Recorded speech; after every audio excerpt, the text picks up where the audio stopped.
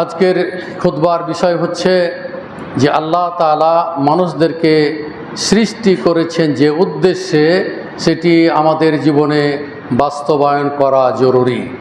তাহলে তিনি যে মানুষদেরকে সৃষ্টি করেছেন উদ্দেশ্যটা কি, সেই উদ্দেশ্যটা আমাদের জীবনে কী করতে হবে, সেটাকে বাস্তবায়ন করতে হবে। তার আগে আপনাদের স্মরণ করিয়ে দিই, যেহেতু এটি শাওয়াল মাস, এই শাওয়াল মাসের 6টি সিয়াম সম্পর্কে যদিও আপনাদেরকে বলে দিয়েছি, তারপরও স্মরণ করে দিচ্ছি যে এই শাওয়াল মাসে আমাদেরকে 6টি সিয়াম পালন করার জন্য আল্লাহ রসুল সাল্লাল্লাহু আলাইহি সাল্লাম নির্দেশ দিয়েছেন। এবং রমজান সিয়াম সাধনার পরে শাওয়াল মাসের সিয়াম রাখার ব্যাপারে আল্লাহ রসুল বলছেন, মান সামা রমাদানা সুম্মা আতবাহু সিত্তাম মিন শাওয়াল কানা কা সিয়ামি দাহরে, মুসলিমের হাদিস। আল্লাহ রসুল সাল্লাল্লাহু আলাইহি সাল্লাম বলছেন, রমজান মাসে সিয়াম রাখার পরে যে ব্যক্তি শাওয়াল মাসের 6টি সিয়াম পালন করবে, সে সারা বছরের সিয়াম পালন করবে। তার মানে একটি ফজিলতপূর্ণ, যেহেতু আল্লাহ তাআলা বলছেন সূরা আনআমের 140 নম্বর আয়াতে, ইয়মান জা আবিল হাসানাতে ফালাহু আশরু আমসালিহা, যে ব্যক্তি একটি ভালো কাজ করবে তার বিনিময়ে আল্লাহ তাআলা 10টি নেকি দিবেন। তাহলে আমরা 30কে দিয়ে যদি 30কে 10 দিয়ে গুণ করলে 300 দিন দাঁড়ায়, আর 6কে 10 দিয়ে গুণ করলে 60 দিন, তাহলে 360 দিন হয় বছর। এইভাবে তাৎপর্যটা করেছেন আল্লামা ইবনুল কাইয়্যিম রাহিমাহুল্লাহ তাআলা। তো যাই হোক, আমাদের এখানে অনেকেই তর্ক বিতর্ক, ফেসবুকে তো আপনি জানেন যে ফতোয়ার কোনো শেষ নাই। অনেকেই বলছেন যে এই রমজান মাসের আগে কাজা যাদের আছে, মা বোনদের বা আপনাদের অসুস্থতার কারণে যারা হয়তো রমজান মাসের হয়তো সিয়াম পালন করতে পারেন নাই, হয়তো 4টা 5টা 10টা মা বোনদের হয়তো 3 বা 7টি রোজা কাজা আছে, এখন এই কাজাটা আগে করবে না শাওয়াল মাসের আগে সিয়াম পালন করবে, এটি নিয়ে বিতর্কের শেষ নাই। এবং এমনভাবে মুফতিরা ফতোয়া দিছে যে ওই কাজাটা আগে করতে হবে, তারপরে শাওয়ালের করতে হবে। আর আপনারা জানেন যখন সিয়াম ফরজ করা হয়েছে 183 নম্বর আয়াতে আল্লাহ তাআলা বলছেন সূরা বাকারার, সে আয়াত আপনারা জানেন যে আপনাদের উপর যেমন সিয়াম ফরজ করা হয়েছে পূর্ববর্তীরও ফরজ করা হয়েছিল। এই আয়াত দেখবেন শেষ পর্যন্ত 125 নম্বর পর্যন্ত আল্লাহ তাআলা এই সমস্ত বিধিবিধান বর্ণনা করার পরে যারা অসুস্থ, যারা মুসাফির, যারা কাজা সিয়াম করতে যারা পারবে না, আল্লাহ তাআলা বলছেন ফি আইয়ামিন উখার, অন্য দিন সারা করে নেবে, কাজা সিয়ামের কথা এসেছে। মানে এটি আপনার সামনে 11 মাসের একটা সুযোগ আছে, কিন্তু শাওয়াল মাসের সিয়াম শাওয়াল মাসেই রাখতে হবে। এবং শেষে আল্লাহ তাআলা বলছেন ওই আয়াতেরই যে ইউরিদুল্লাহু বিকুমুল ইসরা ওয়ালা ইউরিদু বিকুমুল উসরা, হ্যাঁ, আল্লাহ তাআলা তোমাদের কাছে সহজ জিনিসটা চান, কঠিন কিছু চান না। সহজটাই চান, কঠিনটা চান না, এটা আল্লাহ তাআলা কিন্তু ওই আয়াতের শেষে বলে দিয়েছেন। এখন আসলো যে কিছু ওলামারা ফতোয়া দিয়েছেন, তা আমরাও সেটা বলতেছি, যদি কারোর যদি ক্ষমতা হয় যে আমি কাজা সিয়াম করব তারপর শাওয়ালে 6টা করব, করতে পারেন, বাধা নেই। কিন্তু যদি আপনার পক্ষে কষ্ট হয়, যদি সম্ভবপর না হয়, তাহলে আগে শাওয়াল মাসের 6টা সিয়াম পালন করবেন, তারপরে সম্ভব হলে কাজা করবেন, না হলে অন্য মাসে করবেন। এই হলো বিধিবিধান, এটা হলো স্পষ্ট দলিল, এর ভিতরে কোনো শাক বা সন্দেহ। কে বলছে না কাজা সিয়াম পালন না করলে রোজা রাখার কি সে পূর্ণ রোজা রাখলো না, কী করে সে সওয়াব পাবে, ইত্যাদি যুক্তির শেষ নাই, শরীয়তে কোনো যুক্তি নেই। আমরা দলিলের আলোকে আমরা এটা করতে, যেমন আমাদের আজকে সকালে কোর্ট থেকে 2জন লোক এসেছিল আমার বাসাতে, আসার পরে বলছে ভাই একটা জিনিস আমি বুঝতে পারছি না, কেউ দেখছি ঈদের তাকবীর 1 তাকবীর দেওয়ার পরে সানা পড়ছে, সানার পরে আবার কী করছে 7টা তাকবীর দিচ্ছে, কেউ দেখছি যে 6-7টা একাধারে তাকবীর দিয়ে তারপরে সানা পড়ে পড়ছে সূরা ফাতিহা পড়ছে। এবার হয়তো আপনারা দেখেছেন দৌসরি যেটি মক্কার ইমাম, তারা কিন্তু 7 তাকবীর দিয়েই কিন্তু করেছেন এই সানা পড়ে সূরা ফাতিহা, যারা হয়তো দেখেছেন ফেসবুকে 7টা তাকবীর দিয়েছেন, 7 আর 5, ওখানে কিন্তু সানা 1 তাকবীর দিয়ে যে সানা পড়েছেন এমন বিধানে, তবে জায়েজ আছে, আমরা সেটাকে নাকচ করতেছি না।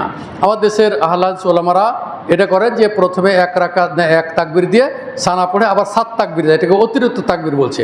তো আমাদের কথা হলো যে আল্লাহ রাসূল সাল্লাল্লাহু আলাইহি ওয়াসাল্লাম 7 তাকবীর দিয়েছেন, পরে 5 তাকবীর দিয়েছেন। 8 তাকবীরের যে হাদিস সেটাও এই বর্ণিত আছে, তবে এটা হলো সবচেয়ে আসাহ। 7 তাকবীর দেওয়ার পর আমরা যেটা সানা পড়ি, এটা আমি এখনও করতেছি এবং করবো ইনশাআল্লাহ। আগেও দেখা যায় যে এই ইবনে বাজ বা ইবনে ওসাইমিনের ফতোয়া আছে, ওরা কিন্তু বলেছে, তারপরও দেশের যারা বড় বড় শাইখ তারা কিন্তু 7 তাকবীর দেওয়ার পরে কেউ সানা পড়ে ফাতিহা পড়ছে। তো যাই হোক, এগুলো কোনো বিতর্ক নয়, এগুলো কোনো বিতর্ক নয়, জিনিসটা আমি বুঝিয়ে দিলাম। কেউ যদি করে তাহলে আপনি সালাত মানে রাগেও সালাত আদায় করবে না। যারা ওই তাকবীর দিয়ে সানা পড়ে বলছে আমি ওই ঈদগাহ যাই না, ভাবছেন আপনি ভুল করছেন, এটা আপনার ভুল হচ্ছে, এটা বাড়াবাড়ি হচ্ছে। অতএব আপনি যেখানে যেভাবে যে পদ্ধতি পড়বে সবগুলো জায়েজ, সবগুলো কি আছে, জায়েজ আছে। অতএব জিনিসটা মানুষকে বুঝাতে হবে, বোঝানোর চেষ্টা করতে হবে। যাই হোক, আমি যেটা বলতে চাচ্ছিলাম, শাওয়াল মাসের সিয়াম শাওয়াল মাসেই করতে হবে। যদি আপনার ক্ষমতা যদি হয় আপনি কাজা করে শাওয়াল করবেন, আর যদি আপনার পক্ষে কষ্টকর 1.5 মাস সিয়াম রাখা এটা বড় কষ্টকর ব্যাপার। অতএব শাওয়ালটা আয় করবেন, কাজা সালাত সামনে 11 মাস আছে, তারপরে আপনার সুবিধা মতো সেখানে আপনি কী করবেন, সিয়াম পালন করবেন। যাই হোক, আমি আমার বক্তব্য চলে যাচ্ছি। আমি বলতে চাচ্ছি যে আল্লাহ তাআলা আমাদেরকে যে সৃষ্টি করেছেন, এই সৃষ্টি করার উদ্দেশ্য কি, এই নিয়ে আলোচনা আজকে। এবং সেই উদ্দেশ্যকে আমাদের জীবনে বাস্তবায়ন করতে হবে। যেমন সূরা জারিয়াতের 56 নম্বর আয়াতে আল্লাহ তাআলা বলছেন যে ওমা খালাকতুল জিন্না ওয়াল ইনসা ইল্লা লিয়াবুদুন, আমি জিন এবং ইনসানকে সৃষ্টি করেছি একমাত্র আমার ইবাদত করার জন্য। তাহলে আমাকে আপনাকে আল্লাহ সৃষ্টি করেছেন কী করার জন্য, তার ইবাদত করার জন্য। তাহলে ইবাদত করেই মরতেই হবে, মরার আগ পর্যন্ত আপনাকে ইবাদত করতেই হবে। যেমন সূরা হিজরের 99 নম্বর আয়াতে আল্লাহ তাআলা বলতেছেন যে ওয়াবুদ রব্বাক, তুমি তোমার রবের ইবাদত করো। আল্লাহ তাআলা বলছেন যে ওয়াবুদ রব্বাক, তুমি তোমার প্রভুর, তোমার রবের তুমি ইবাদত করো, হাত্তা ইয়াতিয়াকাল ইয়াকিন, তোমার নিকটে কি মৃত্যু আসার আগ পর্যন্ত। তার মানে মরণ পর্যন্ত আল্লাহ তাআলা আপনাকে আমাকে ইবাদত করার কি করছেন, নির্দেশ দিচ্ছেন। আদেশসূচক শব্দ অবদ, তুমি ইবাদত করো রব্বাকা, তোমার রবের, হাত্তা ইয়াতিয়াকাল ইয়াকিন, তোমার নিকটে ইয়াকিন আসা, সত্য জিনিস আসার পর্যন্ত। তার মানে মৌত, ইয়াকিন বেমানা হলো আল মৌত, মৌত আসার পর্যন্ত, মৃত্যু আসার পর্যন্ত আপনাকে ইবাদত করতে হবে।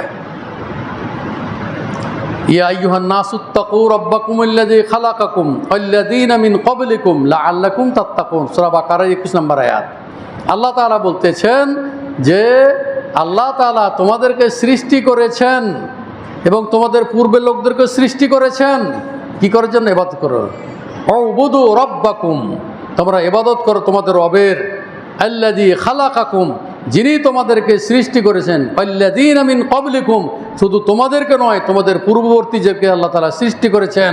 সুতরাং তোমরা তোমাদের রবের কি করো, ইবাদত করো, বন্দেগী করো। তাহলে ইবাদত কি, কোনটি ইবাদত? সর্বপ্রথম ইবাদত যেটি, সেটি হলো যে আপনি মুসলিম, যেটি আমাদের অভাব। ঈদের দিনও আলোচনা করেছি যে ঈদ শেষ আপনার মুসলমানিত্ব শেষ, ঈদ শেষ আপনার সালাত শেষ, ঈদ শেষ মসজিদ আপনার জন্য কি খালি করে দেওয়া হলো। তাহলে এই তো হলো মুসলিম। আপনি কষ্ট করে সিয়াম পালন করে 1 মাস তারাই পড়লেন, তাহাজ্জুদ পড়লেন, কত কি করলেন, ইবাদত করলেন, বন্দেগী করলেন, দান খায়রাত ভরপুর আপনি নেকি কামালেন। কিন্তু দেখা গেল যে আপনি ঈদ পড়ে আপনি আসসালামু আলাইকুম যে আপনি বিদায় দিয়ে দিলেন। তাহলে আপনি একটা হলো ধোঁকাবাজ। আপনি নিজকে ধোঁকা দিয়েছেন, রবকে ধোঁকা দিয়েছেন, মুসলিমদেরকে আপনি ধোঁকা দিয়েছেন। কয়দিন বাঁচবেন? মানুষ মরণশীল, আজ হোক কাল হোক যে কোনো মুহূর্তে আপনাকে মরতেই হবে, কোনো উপায় নেই। এখান থেকে বের হওয়ার কারো বুদ্ধি নাই। মানুষ যে মরণশীল, মরতেই হবে। কুল্লু নাফসিন যায়িকাতুল মউত, প্রত্যেক মানুষকে মৃত্যুর স্বাদ গ্রহণ করতেই হবে, কোনো উপায় নেই, কোনো উপায় নেই। সুতরাং কখন কার মৃত্যু আসবে, কিভাবে মরবেন আল্লাহ ভালো জানেন। অতএব প্রস্তুত নিয়ে থাকতে হবে আপনাকে। যে কোনো সময়তে আপনার মত এসে যেতে পারে, প্রস্তুতি থাকলে বাস আলহামদুলিল্লাহ। মমিন হলে আপনার মুখ দিয়ে লা ইলাহা ইল্লাল্লাহ পড়া মুখ দিয়ে বের হবে, এমনি এমনি বের হয়ে যাবে। আপনি প্রস্তুতি না থাকেন, সৎ আমল যদি জিন্দগিতে না করেছেন, জীবনে যদি না করে থাকেন, তাহলে আপনার জন্য আপনি কি হলে দুর্ভাগা। তার মানে আপনার ভাগ্য খুবই খারাপ। কয়দিন তোবা করে ফিরে আসুন আল্লাহর পথে। আল্লাহকে চেনার চেষ্টা করুন। এবাদত কাকে বলে, এই এবাদত সম্পর্কে আজকে আলোচনা। আজ আয়াত শুরু করেছি সূরা হিজরের 99 নম্বর আয়াত, সূরা জারিয়াতের 56 নম্বর আয়াত, সূরা বাকারার 21 নম্বর আয়াত। এইভাবে প্রায় 30টি আয়াত আমি নোট করেছি, 30টি আয়াত নোট করেছি এবং 10-12টা হাদিস আমি কি করেছি, নোট করেছি আজকে এই বিষয়টাকে আপনাদেরকে বোঝানোর জন্যই। এবাদতের অনেক ফাংশন আছে।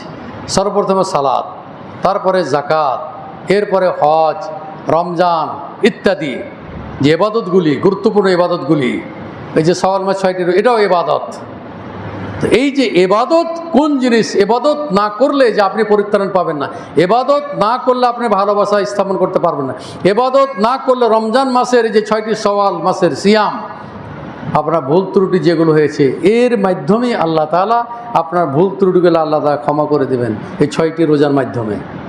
এটা হলো সওয়াল মাসের 6টি সিয়াম। অনেকেই বলে যে আমি তো কোনোদিনই শুনি, নওদা পাড়াতে শুনতেছি সাক্ষী রোজা বলে। সাক্ষী রোজা আবার কি, এই জিনিস আমি বুঝি না, কেন এই কোত্থেকে নামকরণটা আসলে জানি না খো। তো যা হোক, এটি আপনারা বলবেন এটি হলো কি সওয়াল মাসের 6টি সিয়াম। এবং এই এবাদতটাকে আপনি কোনো সময় প্রকাশ করার চেষ্টা করবেন না। দেখবেন ঢালাওভাবে কিছু লোক আছে, আজকে ভাই আমার 2টা রোজা হলো, আজকে 3টা হলো, আর 2টা বাকি আছে, আপনার কয়টা হলো, এগুলো আলোচনা করবেন না। যতদূর সম্ভব এগুলো গোপন রাখার চেষ্টা করবেন। সিয়াম পালন করবেন একমাত্র আল্লাহকে সন্তুষ্টি করার জন্য, মানুষ দেখানোর জন্য। এটা আপনার রিয়া হয়ে যেতে পারে, লোক দেখানো হয়ে যেতে পারে। এর জন্য সিয়াম পালন করবেন গোপনীয়ভাবে, প্রকাশ করার কারোর দরকার নাই, বলার দরকার নাই যে আজকে ভাই আমার 5টা হলো, আপনার কয়টা হয়েছে, না, এগুলো বলা বলি করা যাবে না, এগুলো করা ঠিক না। এগুলোতে আপনার রিয়া চলে আসতে পারে, হ্যাঁ এই লোকটা সিয়াম পালন করতেছে। এগুলো থেকে বিরত থাকার চেষ্টা করুন। সব কিছু করতে হবে ইবাদত একমাত্র আল্লাহর সন্তুষ্টি অর্জন করার জন্য, লোক দেখানো ইবাদত যেন না করতে হয়। এর জন্য আল্লাহকে পানাহ চাইতে হবে যে আল্লাহ ইবাদত করতেছি, যেন আমার ভিতরে যেন কোনো লোক দেখানো কোনো উদ্দেশ্য না থাকে। আমি বক্তব্য দিছি, উদ্দেশ্য এটা যেন না হয় যে আমি খুব বক্তা ভালো, হ্যাঁ এইটা উদ্দেশ্য যদি হয় তাহলে আমিও কি হলাম, বিফল হয়ে গেলাম। অতএব এটা হলো দাওয়াতি প্রোগ্রাম। এই দাওয়াতটা আপনাদেরকে পৌঁছে দিচ্ছি, বলে দিচ্ছি, আপনারা এগুলো আপনাদের জীবনে বাস্তবায়ন করার আপনারা কি করবেন, চেষ্টা করবেন। এর ফলে ইবাদতের কথা যেটা বলতেছিলাম যে আল্লাহ তাআলা এইভাবে প্রায় 27টি আয়াতে এই আল্লাহর ইবাদত যে করতেই হবে, যখন এখানে বলা হচ্ছে বালিল্লাহ ফা'বুদহু, বরং তুমি তোমার রবের কি করো, আল্লাহর ইবাদত করো, ওয়া কুম মিনাশ শাকিরিন, এবং তুমি শুকরগুজার বান্দাদের অন্তর্ভুক্ত হও। যেমন আল্লাহ রাসূল সাল্লাল্লাহু আলাইহি ওয়াসাল্লাম তিনি শুকরিয়া স্বরূপ কী করেছিলেন, রাত্রে ইবাদত বন্দি করতেছিলেন। আল্লাহ তাআলা তো তাকে ক্ষমা করে দিয়েছিলেন, মাফ করে দিয়েছিলেন, জান্নাতের সুসংবাদ দিয়েছিলেন। তারপর বলছে আফালা আকুনু আবদান শাকুরা, আমি কি আল্লাহর শুকরগুজার বান্দা হব না? ঠিক আপনাকেও এই শুকরগুজার বান্দাদের অন্তর্ভুক্ত হতে হবে। সুতরাং এখানেও কিন্তু আল্লাহ তাআলা নির্দেশ দিচ্ছেন যে ফা'বুদহু, তুমি কি করে, জুমারের 66 নম্বর আয়াত, যে তুমি কি করে তোমার আল্লাহর ইবাদত করো। এরপরে বলা হচ্ছে আল্লাহ তাআলা বলতেছেন ওমা উমিরু ইল্লা লিয়াবুদুল্লাহ মুখলিসিনা লাহুদ্দিন হুনাফা ওয়া ইউকিমুস সালাত ওয়া ইউতুজ যাকাত ওয়া যালিকা দীনুল কাইয়্যিমা। এটি ছোট্ট সূরা বাইয়িনাতের 5 নম্বর আয়াত। আল্লাহ তাআলা বলেছেন যে তাদেরকে আদেশ করা হয়েছে কি করা, আল্লাহর ইবাদত করার। আল্লাহর ইবাদত করার কি করেছে, আদেশ দেওয়া হয়েছে। উমিরু, নির্দেশ দেওয়া হয়েছে তাদেরকে, লিয়াবুদুল্লাহ, তারা যেন আল্লাহর ইবাদত করে একনিষ্ঠভাবে, প্রাণ খুলে, আল্লাহকে সন্তুষ্টি অর্জন করার জন্য। আর এটি হল কি সঠিক দিন, ওয়া যালিকা দীনুল কাইয়্যিমা। এরপরে বলা হচ্ছে যে ওমা আরসালনা মিন ক্বাবলিকা মির রাসূল, প্রত্যেক রাসূল যারাই অতিবাহিত হয়েছে তারাই কিন্তু আল্লাহর ইবাদত করার কিন্তু তারা নির্দেশ দিয়েছেন, এই ওহী নিয়ে তারা এসেছেন। যেমন সূরা এই আম্বিয়ার 25 নম্বর আয়াত আল্লাহ তাআলা বলছেন ওমা আরসালনা মিন ক্বাবলিকা মির রাসূলিন ইল্লা নূহি ইলাইহি আন্নাহু লা ইলাহা ইল্লা আনা ফা'বুদুন।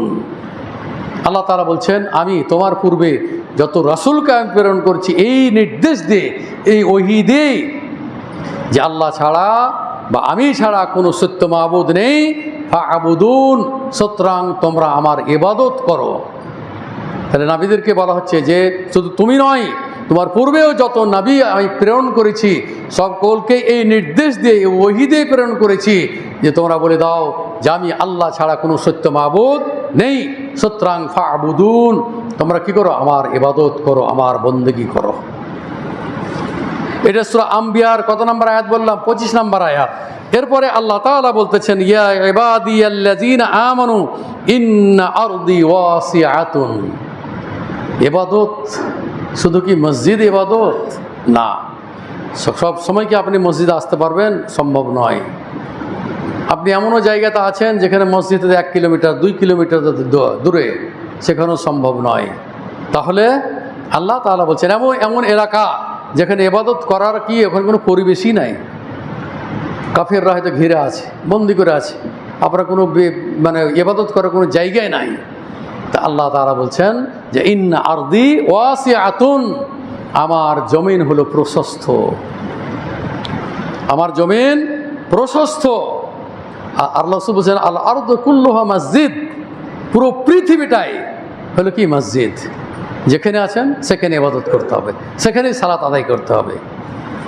যেইখানে থাকুন না কেন, মাঠে ঘাটে যেই স্থানে থাকুন না কেন, সেখানেই সালাত আদায় করতে হবে। এটা আল্লাহ তাআলা বলতেছেন সূরা আনকাবুতের 56 নম্বর আয়াত, যে ইয়া ইবাদিয়াল্লাযীনা আমানু, হে আমার ইমানদার বান্দারা, আন্না আরদি ওয়াসিআতুন, তোমরা ইন্না আরদি ওয়াসিআতুন, জেনে রাখো আমার জমিন, আমার পৃথিবী প্রশস্ত, এটা সংকীর্ণ নয়। ফা ইয়্যায়া ফা'বুদুন, সুতরাং তোমরা একমাত্র আমারই ইবাদত করো। যেখানে তুমি সুযোগ পাবে, যে স্থানে থাকো না কেন, তোমরা কি করো, আমার ইবাদত করো। এরপরে আল্লাহ তাআলা বলতেছেন সূরা জুমারের 2 নম্বর আয়াত, ইন্না আনজালনা ইলাইকাল কিতাবা বিল হক ফা'বুদিল্লাহা মুখলিসাল্লাহুদ্দিন। আল্লাহ তাআলা বলতেছেন আমি নিশ্চয় তোমার নিকটে, মুহাম্মদ সাল্লাল্লাহু আলাইহি ওয়াসাল্লাম বলছেন, নিশ্চয় আমি তোমার নিকটে আমি প্রেরণ করেছি, নাজিল করেছি সত্য কিতাব, যার মানে কি কোরআন আমি অবতীর্ণ করেছি। সুতরাং আমি তোমাদের রব, ফা'বুদিল্লাহ, তুমি কি করো, আল্লাহর ইবাদত করো, একনিষ্ঠভাবে আল্লাহ কি করো, তুমি ইবাদত করো। এরপরে আল্লাহ তাআলা বলতেছেন সূরা এই জুমারের 11 নম্বর আয়াত, কুল ইন্নী উমিরতু আন আ'বুদাল্লাহ মুখলিসান লাহুদ্দিন। আল্লাহ তাআলা বলতেছেন আমি, হে মুহাম্মদ আপনি বলে দিন যে আমি আদিষ্ট হয়েছি, আমাকে নির্দেশ দেওয়া হয়েছে আল্লাহর ইবাদত করার জন্য, একনিষ্ঠভাবে আল্লাহর ইবাদত করার জন্য, এবং ইবাদতের মধ্যে কোনো রকম শিরক থাকবে না, কোনো রকম শিরক থাকবে না।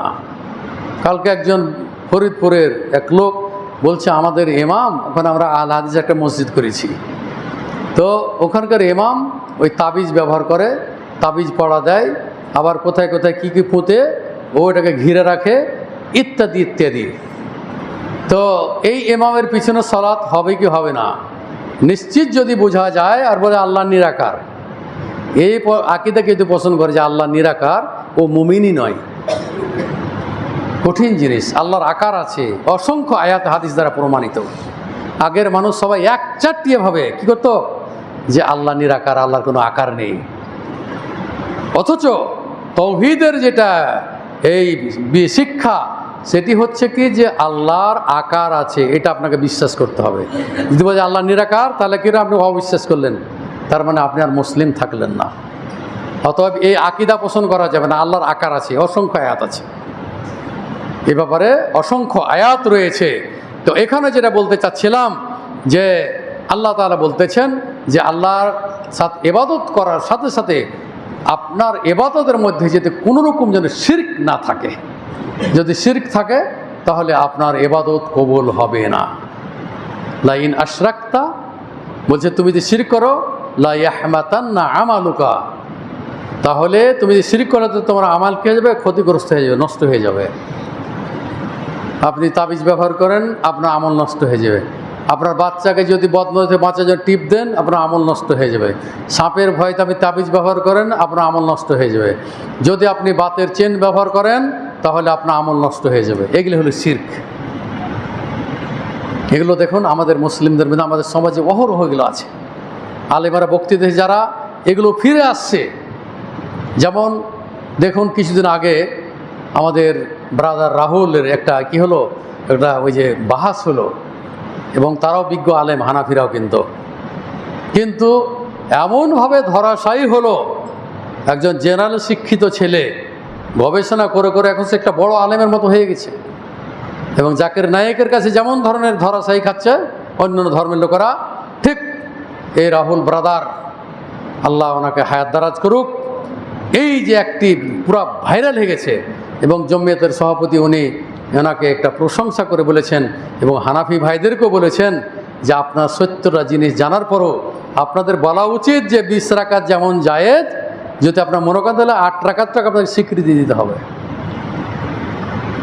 আমি যেটা বলতে চাচ্ছিলাম যে দাওয়াতি যে প্রোগ্রামটা, এটা শুধু আমার জন্য না, আপনার সকলের জন্য সঠিক দাওয়াত। একজন বলছে আমি এতদিন 20 রাকাতই পড়তে, আজকে তোবা করলাম, আমি এখন থেকে 8 রাকাত, এদের ঈদ হয়ে বাহাস দেখে আমি এখন থেকে 8 রাকাত পড়বো। এইভাবে মানুষ সঠিক দিন বুঝার জন্য, সঠিক জিনিস উপলব্ধি করার জন্য মানুষ কি করে, দিনের মধ্যে কি আছে ফিরে আসার কি করতে চেষ্টা করতেছে। আমি যেটা বলতেছিলাম যে শিরকগুলো আমাদের মাঝ থেকে কীভাবে দূরীভূত করতে হবে। যেমন আল্লাহ তাআলা বলছে, কুল ইন্নামা উমিরতু আন আ'বুদুল্লাহ ওয়া লা উশরিকু বিহি। আল্লাহ তাআলা বলতেছেন যে হে মুহাম্মদ, আপনি বলে দেন যে আমি আল্লাহর ইবাদত করার জন্য আদিষ্ট হয়েছি, এবং আমি আদিষ্ট হয়েছি আল্লাহর সাথে শিরিক না করার। তাহলে ইবাদত করতে হবে, শিরিক করতে হবে না। তাহলে ইবাদত যেটা বলতেছিলাম যে এক একটি ইবাদতের এক এক রকমের কি আছে, বিষয় ভিত্তিক আয়াত রয়েছে। যেমন এখানে সালাতের ব্যাপারে এখানে বলা হচ্ছে যে সালাত এমন একটি ইবাদত যে ইবাদতের সর্বপ্রথম কিয়ামতের দিন হিসাব না হবে কিসের, সালাতের। আপনি যদি সালাত আদায় না করেন তাহলে আপনার কোনো আমল কাজে আসবে না।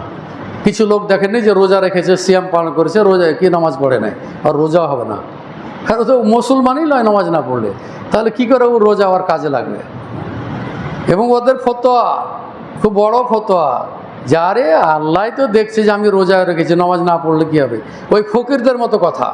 একজন ফকির মার্কা লোক আছে না, এই এলাকার দেখবেন এরাকে ফকির বলে, মানে এরা কবরে গিয়ে গান বাজনা করে, কবরে গিয়ে গান বাজনা করে, আর বলে যে আমাদের কাছে 30 পারা কোরআন আছে, নাকি 40 পারা, 10 পারা গোপনীয়ভাবে আমাদেরকে দেওয়া হয়েছে।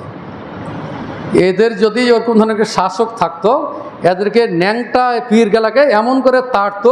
আমাদের যাত্রাবাড়িতে একবার দেখেছিলাম যে একটা ন্যাংটা পীর চলে আসছে, আমরা তখন ছাত্র ছিলাম, তো মাঠ তখন ছিল, এখন তো পুরো বিল্ডিং হয়েছে যাত্রাবাড়ি মাসে আশেপাশে। তো ময়মনসিংহের ছেলেরা খুবই মানে সাহসী ছেলে, তখন দেখছে ঠিকই ও উলঙ্গ হয়ে চলে আসছে ন্যাংটা পীর। তখন এরা তখন বুদ্ধি করে 4-5 জন ছেলে গিয়ে ওকে তখন ধরেছে, ধরবার দৌড়াতে আরম্ভ করেছে, দিয়ে করেছে কি ওর যে জঙ্গল লেগেছিল তখন আগুন ধরিয়ে দিয়েছে। ছেলেরা কি করেছে, আগুন জ্বালিয়ে দিয়েছে। তখন আমি ছাত্র কিন্তু ওখানে ওই যাত্রাবাড়ি, তখন ওই পীর যে এমন দৌড়াতে আরম্ভ করলো, ওই ন্যাংটা পীর দৌড়াতে গিয়ে ওই একটা নয়নজলি ছিল ওখানে গিয়ে কুরু করে প্রাণে বাঁচেও। তো এই হলো এই পীরদের অবস্থা। এই ন্যাংটা পীর, এই ভণ্ড পীর, এই যত রকমের পীর আছে এরা হলো ভণ্ড। তো এই ফকির মার্কা কিছু লোক আছে এই এলাকার দিকে, নদাপাড়া উত্তর দিকে ওরা বসবাস করে, ওরা কিন্তু কবরে গান করে, বাৎসরিক ওরা উরুস করে। এগুলো ছিল ভণ্ডামি, শরীয়তের মধ্যে এগুলো ভণ্ডামি। সুতরাং ইবাদত করতে হবে একমাত্র আল্লাহর উদ্দেশ্যে করতে হবে। কাউরির কোনো কথা নিজে ইবাদত করে নেওয়ার বড় বড় ফতোয়া দিবে, এগুলো থেকে বেঁচে থাকার আপ্রাণ চেষ্টা করবেন। আমি যেটা বলতেছিলাম যে সালাত যদি আদায় করেন তাহলে এই সালাতের মাধ্যমেই আল্লাহ তাআলা আপনার ভিতরে যে অন্যায় অশ্লীল কাজগুলো আছে আল্লাহ তাআলা কী করে দূরীভূত করে দেবে। এই সালাতেই আপনাকে দূরীভূত করে দিবে। যেমন সূরা আনকাবুতের 45 নম্বর আয়াত আল্লাহ তাআলা বলছেন, ইন্নাস সালাতা তানহা আনিল ফাহশাই ওয়াল মুনকার। নিশ্চয় এই সালাত, যে আপনি সালাত আদায় করতেছেন, এই সালাত অশ্লীল এবং গর্হিত কাজ থেকে কী করে আপনাকে বিরত রাখবে।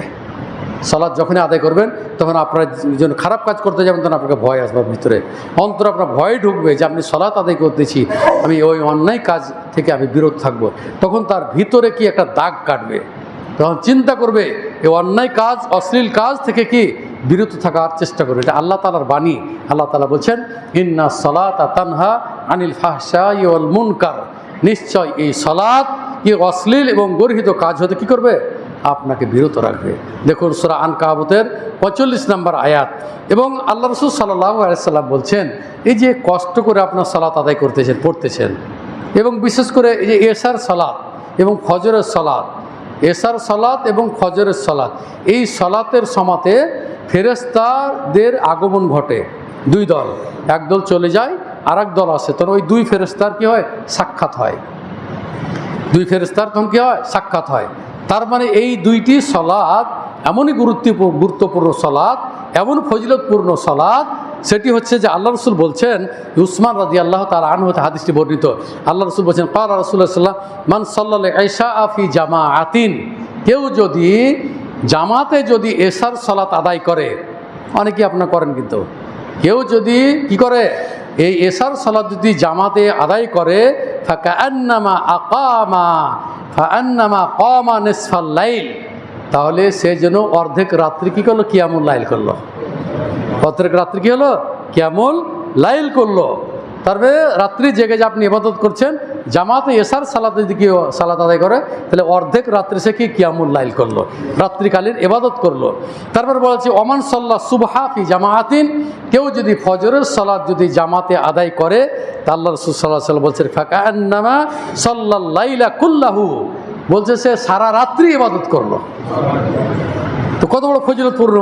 একে তো আপনাকে ফরজ সালাত আদায় করতেই হবে, কিন্তু এই দুই রাকাত, দুই ওয়াক্তের ব্যাপারে যে ফজিলতগুলো এসেছে, এটা হল কি মুসলিমের হাদিস নাম্বার 656 নম্বর হাদিস। আল্লাহ রাসূল সাল্লাল্লাহু আলাইহি ওয়াসাল্লাম বলছেন যে মান সাল্লাল বারদাইন দাখালাল জান্নাহ, যে ব্যক্তি দুই ঠান্ডা ওয়াক্তের সালাত আদায় করবে সে জান্নাতে যাবে। দুই ঠান্ডা ওয়াক্তের সালাত কোনটি? দিনের ঠান্ডা ওয়াক্তটা হলো কি? আসরের সালাত, আর রাত্রের ঠান্ডা ওয়াক্তের সালাত হলো কি? ফজরের সালাত। তা আল্লাহ রাসূল বলছেন ওই হাদিসই, যে ব্যক্তি দুই ঠান্ডা ওয়াক্তের সালাত আদায় করবে, আল্লাহ রাসূল সাল্লাল্লাহু আলাইহি ওয়াসাল্লাম বলছেন কি? দাখালাল জান্নাহ, সে জান্নাতে যাবে, সে জান্নাতে যাবে। এটি হলে বুখারীর হাদিস 574 নম্বর হাদিস। এরপর আল্লাহ রাসূল সাল্লাল্লাহু আলাইহি ওয়াসাল্লাম বলছেন ওই আসর এবং ওই ফজর সালাতের কথাই বলছেন আল্লাহ রাসূল। যেমন আল্লাহ রাসূল বলছেন লাই আলিজা নারা আহাদুন, বলা হচ্ছে জাহান্নামে যাবে না, লান শব্দ ছিল, কখনোই জাহান্নামে যাবে না যে ব্যক্তি কি করে? সূর্য উদয় হওয়ার আগের সালাত আদায় করে, তার মানে ফজরের সালাত। বলছে ওয়া কাবলা গুরুবিহা, এবং কি সূর্য ডুবার আগের সালাত, তারপর কি? আসর সালাত। কেউ যদি জামাতে পড়ে, তা আল্লাহ রাসূল সাল্লাল্লাহু আলাইহি ওয়াসাল্লাম বলছেন সে কখনোই জাহান্নামে যাবে না।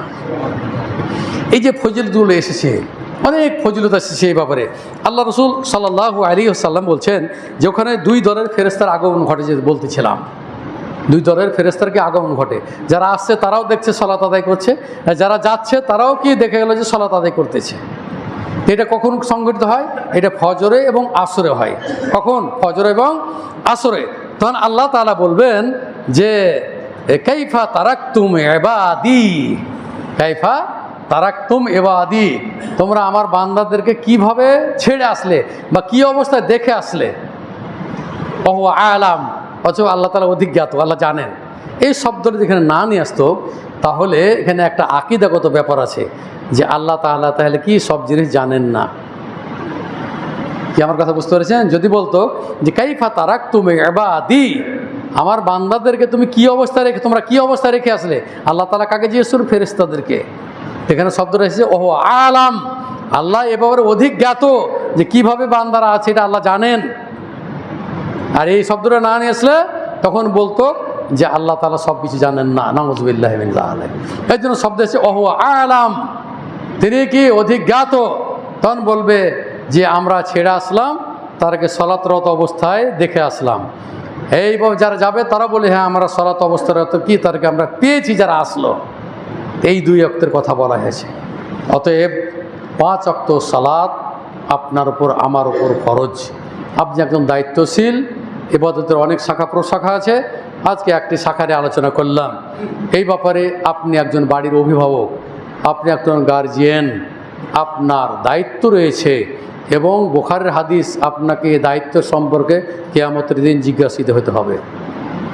কুল্লুকুম রাঈন ওয়া কুল্লুকুম মাসউলুন আন রাইয়াতিহি, আপনি দায়িত্বশীল, কিয়ামতের দিন এই দায়িত্বের সম্পর্কে আপনি জিজ্ঞাসিত হবেন। আপনার বাচ্চা 7 বছর, আপনাকে সালাতমুখী করতে, মসজিদমুখী করতে হবে। 10 বছর তাকে জোর করে মসজিদ নিয়ে আসতে হবে। এইভাবে আপনার সন্তানদেরকে গড়ে রেখে তোলার চেষ্টা করুন। এবং যুব সমাজ যারা তোমরা আছো, তোমরা এই ধরনের অশ্লীল ভিডিও থেকে দেখা থেকে তোমরা বেঁচে থাকো, নিজকে শুধরিয়ে নাও। এবং শাস্ত্রীর লোক যে জান্নাতের কী বলে আল্লাহর আরশের ছায়াতল স্থান পাবে, তুমি একজন শাবুন নাশাফি ইবাদাতে রব্বিহি, বুখারী 660 নম্বর হাদিস। আল্লাহ রাসূল বলছেন যে ওই যুবক, যেই যুবক তার জীবনটাকে কী করছে, আল্লাহর ইবাদতের মধ্যে অতিবাহিত করেছে। তোমাকে এরকম যুবক হইতে হবে। তোমার ভিতরে মুসলমানের রক্ত এইভাবেই হতে হবে। দুনিয়াটা চাকচিক্য, দুনিয়াটা সুমিষ্ট, এটা ভালো লাগবে, এগুলো থেকে বের হওয়া খুবই মুশকিল আছে। তোমাকে পরিত্যাগ করতে হবে, তোমাকে ভাবতে হবে আখিরাত নিয়ে, তোমাকে ভাবতে হবে। এইভাবেই তোমার জীবনটাকে তুমি গড়ে তোলার চেষ্টা করো। আমাদের যখন মুসলমানেরা আজকে কত নির্যাতিত, ফিলিস্তিন এখনও কি হত্যা বন্ধ আছে? প্রত্যেক দিন এখনও হত্যা করতেছে। আরে ফিলিস্তিনি যেটা অধিকার, তাদের যে জাতিসংঘের একটা পদ, সবাই একমাত্র পৃথিবীর বড় শয়তান আমেরিকা ভেটো দিয়ে ওটাকে কী করে নস্যাৎ করে দিয়েছে। এবং ইরান যে হামলা করলো, বলছে আমি জবাব দেব। তার মানে আগেই বলছি আপনাদেরকে যে ইরান নাই, আপনার ইসরায়েল মানে আমেরিকার, আমেরিকা মানে হলো ইসরায়েল। এই শয়তানি শেষ করে দিল মুসলমানদেরকে, এবং আরও শেষ করবে এরা। দোয়া করবো আমাদের সেই ভাইদের জন্য যে মহারব্বুল আলামিন, তুমি আমাদের এই ফিলিস্তিনি ভাইদেরকে আল্লাহ তুমি রক্ষা করো। আল্লাহ তুমি তাদের মাঝে একজন মার্দে মুজাহিদ তুমি তৈরি করে দাও, তাদের মাতৃভূমি যেন তারা ফিরিয়ে নিতে পারে। আল্লাহ তুমি সেই ব্যবস্থা করে দাও। তুমি ছাড়া এই ব্যবস্থাকারী কেউ নয় পৃথিবীতে। আল্লাহ তুমি তাদের প্রতি কী করো, দয়া করো। আল্লাহ তুমি তাদের উপর রহমত বর্ষণ করো। আল্লাহ তুমি তাদেরকে হেফাজত করো। আল্লাহ এই কাফেরদেরকে তুমি ধ্বংস করে দাও। যতই কাফের একত্রিত হোক না করলো, আল্লাহ তোমার ক্ষমতার তুলনায় কারোরই ক্ষমতা নাই। আল্লাহ তোমার ক্ষমতা দিয়ে আল্লাহ তুমি তাদেরকে ধ্বংস করে দাও। মুসলমানদেরকে তুমি আল্লাহ তুমি রক্ষা করো। হে মহারব্বুল আলামিন, আমরা এখানে যারা এসেছি আল্লাহ, অনেকে অসুস্থ, দোয়া চেয়েছেন, অনেকে অপারেশন করবেন, দোয়া চেয়েছেন। আমাদের একজন ভাই ডোনার ছিল, আমাদের ফজলুল হক ভাই, তিনি মৃত্যুবরণ করেছে। আমি সেদিন জানাজা পড়তে এসেছিলাম এখানে, জোহরের সালাত আদায় করে এই মার্কাজ এই ফিল্ডে জানাজা হলো, আমি সালাতের জানাজা আদায় করেছিলাম, আমাকে নিয়েই ছিল। তো তার জন্য দোয়া করতেছি। আরও যারা আপনাদের নিকট আত্মীয় যারা মৃত্যুবরণ করেছে সকলের জন্য দোয়া করতেছি। হে আল্লাহ তুমি তাদেরকে জান্নাতুল ফিরদাউস দান করিও। আল্লাহ তুমি তাদেরকে কবর আযাব থেকে রক্ষা করো। আল্লাহ তুমি তাদেরকে জাহান্নাম থেকে রক্ষা করো। আমাদের নিকট আত্মীয় যারা কবরে আছে আল্লাহ তুমি তাদেরকে কবরের আযাব থেকে রক্ষা করো। আল্লাহ তুমি জাহান্নাম থেকে রক্ষা করো।